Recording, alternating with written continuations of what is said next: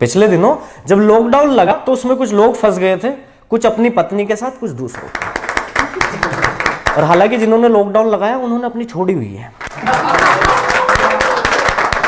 पैदल चलने से स्वास्थ्य लाभ होता है, यही सोचकर सरकार ने मजदूरों के लिए कोई व्यवस्था नहीं की। शायद सरकार यह सोच रही थी कि 50 ईंटें सर पर रखकर 10-10 मंजिल पार करने वाले मजदूर 2-4 राज्य तो पार कर ही लेंगे। और जिन लोगों के लिए देर से ही सही ट्रेन की कुव्यवस्था हुई भी, उनकी ट्रेन अपने शहर में जाकर पूरे भारत में जा रही थी।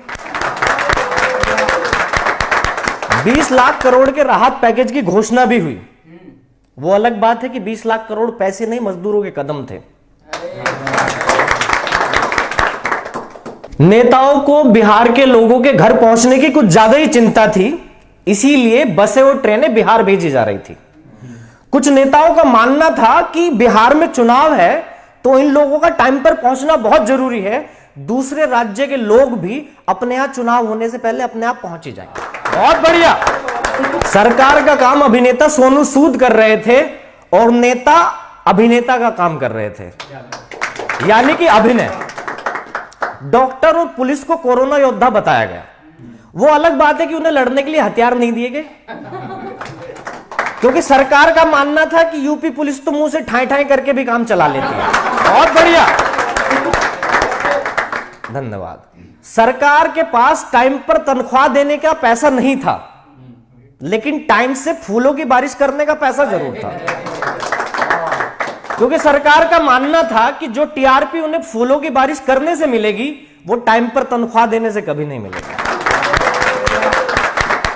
अगर किसी ने बच्चों को रोटी खिलाने के लिए पैसा मांगा भी तो सरकार उसे महाराणा प्रताप का उदाहरण देकर कह रही थी कि वो भी योद्धा थे, उन्होंने घास की रोटियां खाई थी। क्या आप 10-20 दिन पानी की रोटियां नहीं खा सकते? क्या आप 10-20 दिन पानी की रोटियां नहीं खा सकते? इसका मतलब यह नहीं कि सरकार ने कोई पानी की व्यवस्था की हो, लेकिन मजदूरों की आंखों में तो था। अब सरकार के पास प्रवासी मजदूरों की मौत का डेटा नहीं है, क्योंकि सरकार के लिए मजदूरों की मौत के डेटा से जरूरी कैब और एनआरसी का डेटा है। कि हमारे राजा को उन भूखे गरीब मजदूर किसान के खाने दाने से ज्यादा, अब किसान को भी गरीब इसलिए कह रहा हूं क्योंकि हिंदुस्तान पहला ऐसा कृषि प्रधान देश है जहां कृषि प्रधान नहीं है। बहुत बढ़िया।